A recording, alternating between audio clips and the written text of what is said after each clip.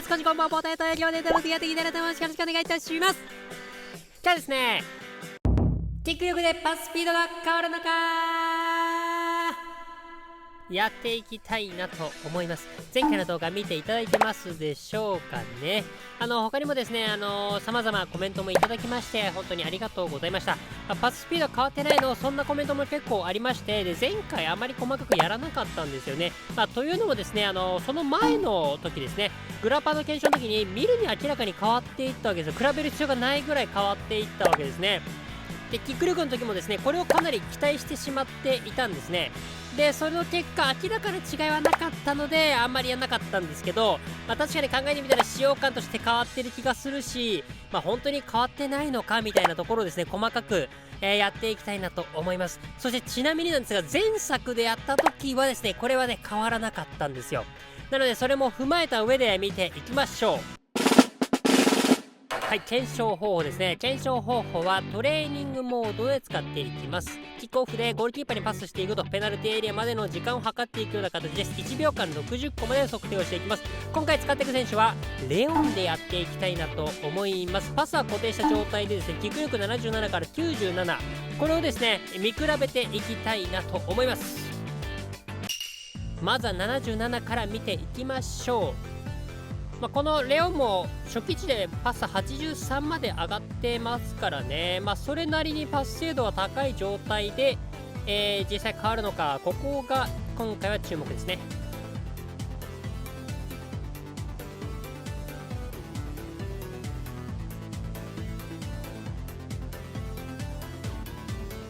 はい、見ていただきました。なんだろうな、ゴロになっちゃうとやっぱり遅くなってる感はありますけど、これが飛距離の問題なのか、ちょっとその辺もありますよね。ということで見ていきましょう。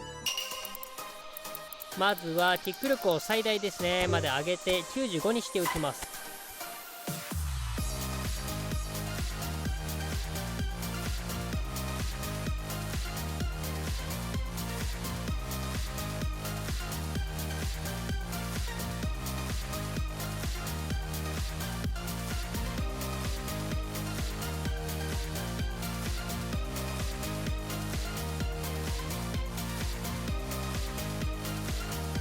はい、見ていただきました。なんか結構鋭くなってるような、速くなってるような感じはありましたよね。ただなんか遅いのがないっていう、そんな印象なのかな、どっちかっていうと。結果はこうなりました。はい、ということで、これちなみに1秒間の何コマかっていう平均になってるんですけども、約ね。で、1コマぐらいの差はありましたよという感じになりましたね。ただね、これ毎回言ってるんですけど、平均だけで判断しちゃいけないので、久しぶりにグラフにしてきました。ポテラならしてらず。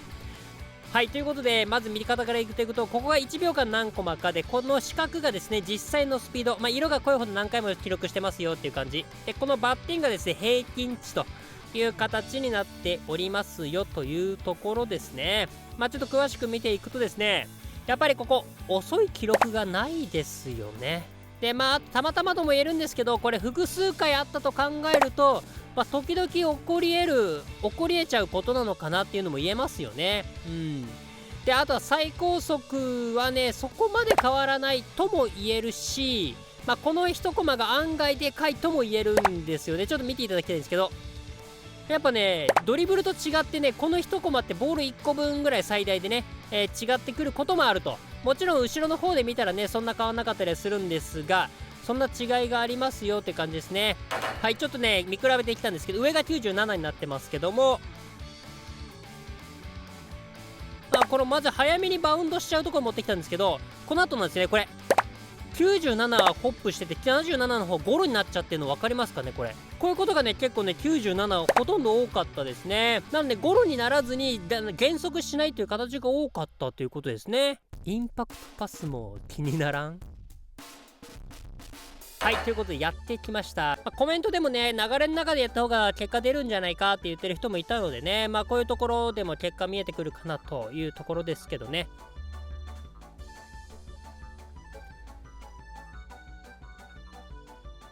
はい、一気にどんどん見ていきましょう。ここで77ですね。インパクトパスこそね力必要になってくるからね、こういうとこで差が出るのかどうかっていうとこですけども。はい、見ていただきました。見た感じは違いがあるような気もしますよね。結果こうなりました。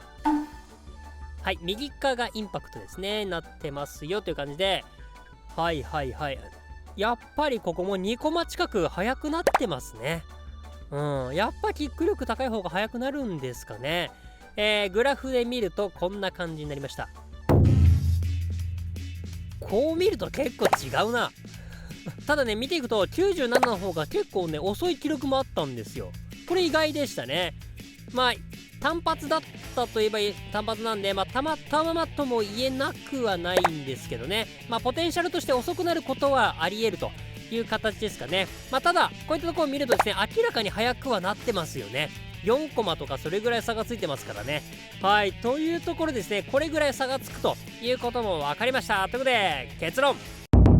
力が必要な場面や距離であるほどキック力の差は出るとします。はい、ということでですね、見ていきましたけども、やっぱ思い通り蹴るためには力もね時には必要だよっていうところですかね。こういったインパクトとか長距離になると余計っていう感じですかね。ただパスズレが防げるほどの効果ではないっていうのは言えるのかもしんないですかね。前回のウォンコイのやつも比べてね、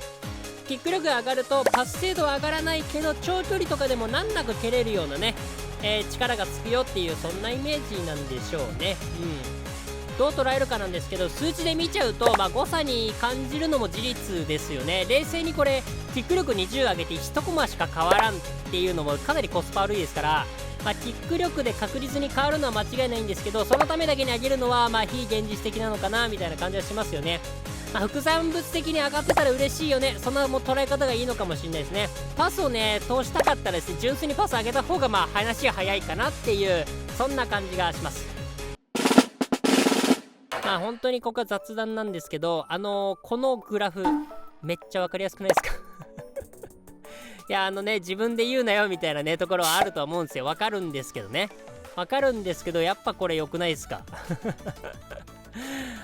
これ本当にマジで褒めてほしいんだよね毎回言ってんだけどね、これをねちゃんと見つけたこと、形にしたことを褒めてほしいんだよね。平均だけじゃわからないところとかも見えてきましたし、実際今回もこうやって見てくるとですね、インパクトとかね力が必要なところで差が顕著に出てくるというところも見えてきましたよね。だからこういうのは本当に今後も大事にしていきたいなと思います。でたらればですけど、ここの遅い記録とかなかったら平均もっと上がってたんだろうなとかね、そういった話もできたりとかね、なかなか面白いかなと思ってますね。はい、で実際この結果今回さっと出したんですけど、結構めんどいんですよこれこれね結構めんどいんだよね。だからねちょっと優しい人がいればですね、よくやったね、ポテトよくやった、芋よくやったよって言ってくれるとですね、次回もまた頑張りますので